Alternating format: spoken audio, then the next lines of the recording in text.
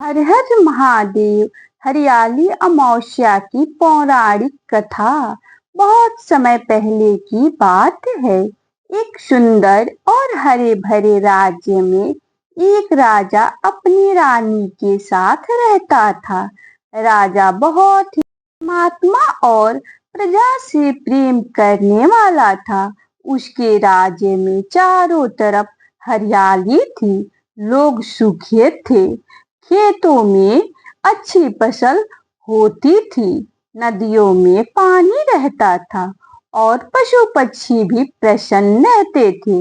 राजा प्रतिदिन भगवान शिव जी की पूजा करता था। लेकिन एक वर्ष उस राज्य में वर्षा बहुत कम हुई। धीरे धीरे तालाब सूखने लगे। नदियों का जल कम होने लगा। खेतों में फसल सूखने लगी। पेड़ पौधों की हरियाली भी समाप्त होने लगी। प्रजा बहुत ही चिंतित हो गई। राजा ने अनेक उपाय किए, यज्ञ और पूजा करवाई। जरूरतमंदों को अन्न और वस्त्र दान किए, लेकिन वर्षा नहीं हुई। राजा के मन में बहुत ही चिंता थी। एक दिन वह भगवान शिव जी के मंदिर में गया और पूरी श्रद्धा से प्रार्थना करने लगा। राजा ने कहा, हे भोलेनाथ, मेरी प्रजा दुखी है। यदि मुझसे कोई भी भूल हुई है तो मुझे क्षमा कर दीजिए, लेकिन मेरी प्रजा पर कृपा कीजिए। राजा की सच्ची प्रार्थना सुनकर एक रात उसे स्वप्न आया। स्वप्न में एक दिव्य साधु राजा के सामने प्रकट हुए। उन्होंने कहा, राजन, केवल पूजा और प्रार्थना करना ही पर्याप्त नहीं है। प्रकृति की सेवा भी भगवान की सेवा है। जहाँ वृक्षों का सम्मान होता है, जहाँ जल की रक्षा होती है और जहाँ जीव जंतुओं के प्रति दया होती है, वहाँ प्रकृति भी प्रसन्न रहती है। साधु ने राजा से कहा, सावन की अमावस्या के दिन तुम स्वयं वृक्ष लगाओ और अपनी प्रजा को भी वृक्ष लगाने के लिए प्रेरित करो। गरीबों को अन्न दान करो। प्यासे जीवों के लिए जल की व्यवस्था करो और भगवान शिव जी का सच्चे मन से स्मरण करो। राजा की नींद खुली तो उसे साधु की बातें याद थी। अगले दिन राजा ने पूरे राज्य में घोषणा करवा दी, सावन अमावस्या के दिन सभी लोग मिलकर वृक्ष लगाएंगे। हरियाली अमावस्या के दिन हुआ अद्भुत परिवर्तन। अमावस्या का दिन आया। राजा स्वयं अपने हाथों से पौधे लगाने के लिए निकले। रानी भी उनके साथ थी। मंत्री, सैनिक और प्रजा सभी राजा के साथ हो गए। हर व्यक्ति ने अपनी क्षमता के अनुसार पौधे लगाए।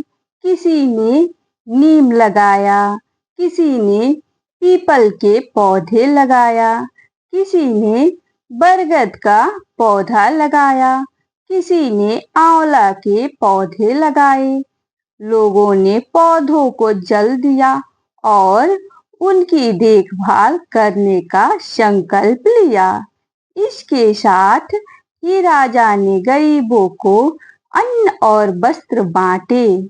पशु पक्षियों के लिए जल की व्यवस्था की गई और भगवान शिव जी के मंदिर में जाकर जलाभिषेक किया। सभी लोग ने मिलकर भगवान शिव जी से वर्षा की प्रार्थना की। कहा जाता है कि उनकी सच्ची श्रद्धा और प्रकृति के प्रति प्रेम से भगवान प्रसन्न हुए। कुछ ही समय बाद आकाश में बादल छा गए, ठंडी हवा चलने लगी और देखते ही देखते वर्षा होने लगी।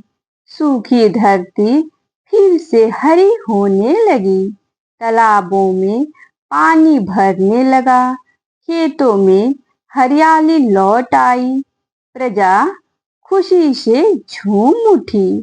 राजा ने समझ लिया कि प्रकृति की रक्षा करना ही ईश्वर की आराधना है। तभी से सावन अमावस्या के दिन वृक्ष लगाने और प्रकृति की सेवा करने की परंपरा को विशेष महत्व दिया जाने लगा। इस कथा से हमें क्या सीख मिलती है? इस कथा का सबसे सुंदर संदेश यही है कि प्रकृति की सेवा ही सृष्टि की सेवा है।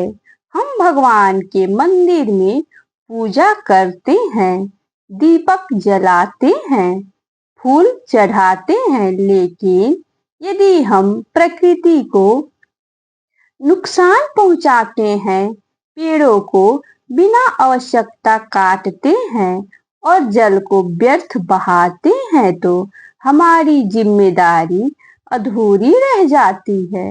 एक छोटा सा पौधा लगाना भी भविष्य के लिए बहुत बड़ा कार्य हो सकता है।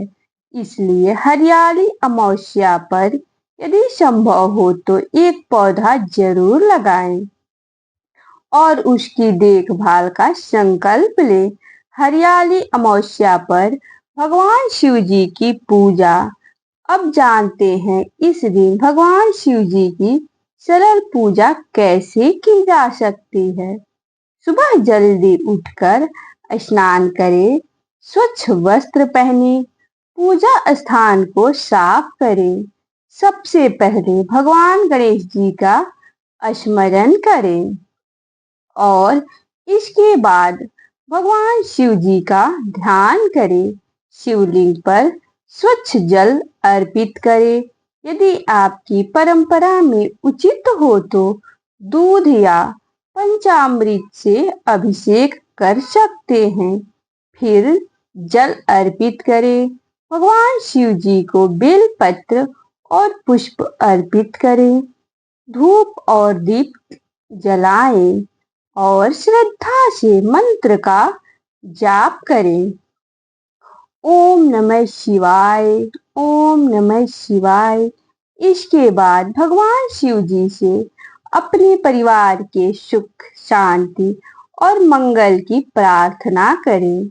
हरियाली अमावस्या पर क्या दान करें, इसके बारे में जानते हैं। इस दिन अपनी सामर्थ्य के अनुसार जरूरतमंद व्यक्ति को दान करना शुभ माना जाता है। आप अन्न का दान कर सकते हैं, वस्त्र का दान कर सकते हैं, जरूरतमंद को भोजन करा सकते हैं, पशु पक्षियों के लिए दाना और जल रख सकते हैं और सबसे महत्वपूर्ण बात यह है कि एक पौधा लगाकर उसकी सेवा करने का संकल्प जरूर ले सकते हैं। दान हमेशा अपनी क्षमता और श्रद्धा के अनुसार करना चाहिए। पितरों का स्मरण। अमावस्या तिथि को पितरों के स्मरण की परंपरा भी रही है। इसलिए हरियाली अमावस्या पर अपने पूर्वजों को श्रद्धा पूर्वक याद करें। उनके नाम से जरूरतमंद को भोजन करा सकते हैं या अपनी परंपरा के अनुसार दान पुण्य कर सकते हैं। मन में उनके प्रति कृतज्ञता रखें, क्योंकि आज हमारा जीवन जिन संस्कारों और परिवार की परंपराओं से जुड़ा है। उनमें हमारे पूर्वजों का भी योगदान है। हरियाली अमावस्या पर इन बातों का ध्यान रखें। इस दिन प्रकृति का सम्मान करें, पेड़ पौधों को अनावश्यक नुकसान न पहुंचाएं, जल को व्यर्थ न बहाएं, पशु पक्षियों के प्रति दया रखें, घर में कलह से बचें, किसी जरूरतमंद व्यक्ति का अपमान न करें और सबसे जरूरी बात यह है कि पूजा केवल किसी फल की इच्छा से नहीं बल्कि श्रद्धा और अच्छे कर्म की भावना से करें। एक छोटी सी शिव प्रार्थना। हे भोलेनाथ, हे महादेव, हमारे घर में सुख शांति बनाए रखना, हमारे मन से अहंकार और क्रोध दूर करना, हमारे परिवार के सभी सदस्यों को सद्बुद्धि देना, जो दुखी हैं उन्हें शक्ति देना, जो परेशान है उन्हें धैर्य देना और हमारे जीवन में भक्ति, प्रेम और अच्छे कर्मों का प्रकाश बनाए रखना। हे महादेव, हमसे जाने अनजाने में हुई इन गलतियों को क्षमा करना। हर हर महादेव। तो भक्तों, हरियाली अमावस्या हमें केवल एक धार्मिक पर्व की याद नहीं दिलाती, बल्कि यह हमें प्रकृति से प्रेम करना सिखाती है और यह हमें अपने पूर्वजों को याद करना सिखाती है।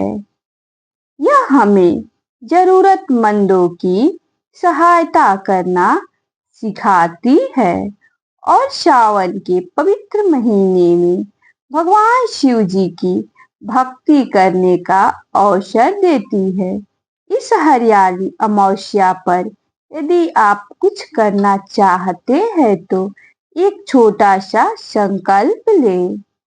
एक पौधा लगाएंगे, उसकी देखभाल करेंगे और प्रकृति की रक्षा करेंगे, क्योंकि पेड़ केवल हमें छाया नहीं देती, वे आने वाली पीढ़ियों के लिए जीवन का आधार बनते हैं।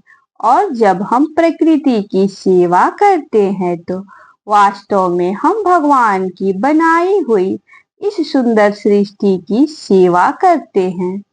अंतिम प्रार्थना। हे महादेव, हे भगवान शिव जी, जो भी भक्त इस पवित्र हरियाली अमावस्या की कथा को श्रद्धा से सुन रहा है, उसके घर में सुख शांति बनी रहे, परिवार में प्रेम बना रहे, जीवन में सद्बुद्धि और सकारात्मकता बनी रहे और सभी के जीवन में भगवान शिव जी की कृपा बनी रहे। बोलिए हर हर महादेव। ओम नमः शिवाय।